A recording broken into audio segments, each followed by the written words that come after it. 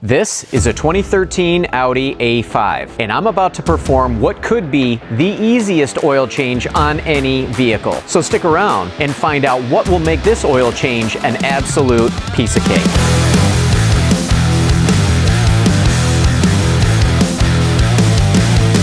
Hello everyone and welcome back to the channel. So like you saw in the intro, I am going to be doing an oil change on this 2013 Audi A5 or the B8.5 model.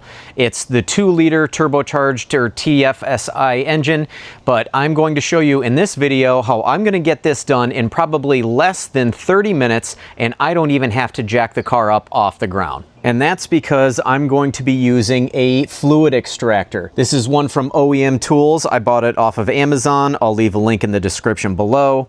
But basically, I'm going to use this to remove the oil from this car. And because I can use that device, I don't even have to get this car up off the ground. I'm going to do it where it sits here in the driveway. And the first step is to pop the hood. So once I get the hood open, next, I'm going to remove the engine cover. So that just pops off and I'm going to set it aside. And here you can see that both the oil filter and obviously the oil fill cap are right on top. So basically all I need to do is remove the filter, replace it with a new one, and then I will be using the dipstick tube to insert this hose from the fluid extractor to suck all of the oil out of the oil pan.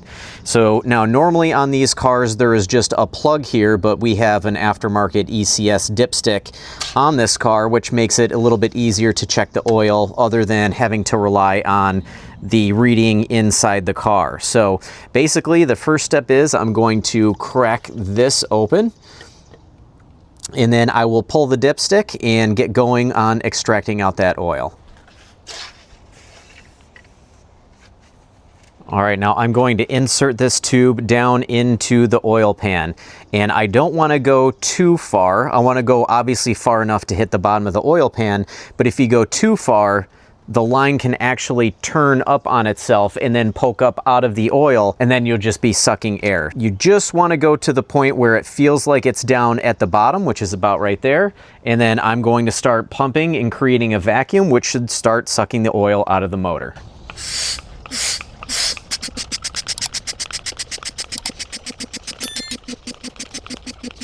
You can see the oil is being sucked into the evacuator. Now, this unit does not have an attachment for an external air source to help that along, so it is just only a pump unit.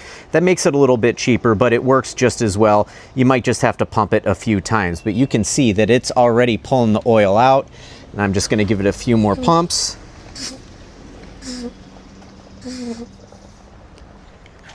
And you basically just let it run. It's been about 2 to 3 minutes and you can see it's starting to really fill up.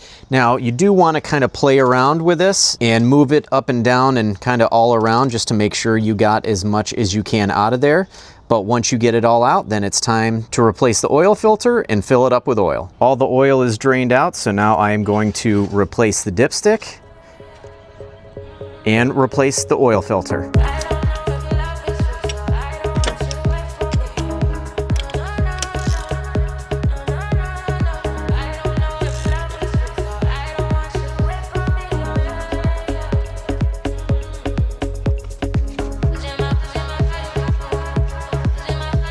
I have a new oil filter and I've made sure to lubricate the O-ring with a little bit of engine oil so it doesn't bind going back in. I'm just going to screw it in, tighten it down, but not too tight, and then it's time to refill the oil.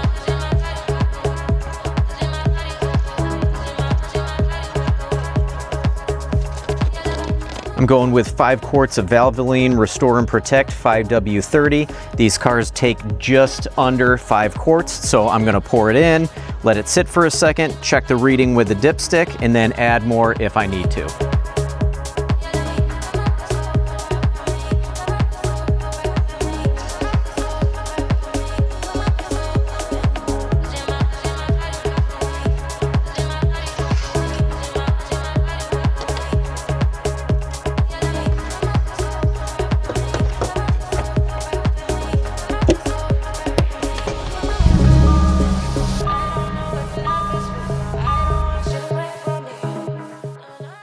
And that's going to do it. Short video because it was a very short job. I would say all in all, it took me roughly 20 to 25 minutes to get this job done, and I was by no means trying to rush through it. In fact, it took a little bit more time because I was setting up and trying to film the process for you all. So once again, I will link that fluid extractor in the description below. So if you enjoyed this video or it helped you out at all, I'd appreciate it if you'd hit the like button below. Please consider subscribing if you haven't already, and be sure to hit the notification bell so you'll be alerted the next time I drop a video, maybe on the A5, maybe on the RS5, or maybe on my Porsche 944 Turbo. So I appreciate you all hanging around for this long, and I'll catch you on the next one.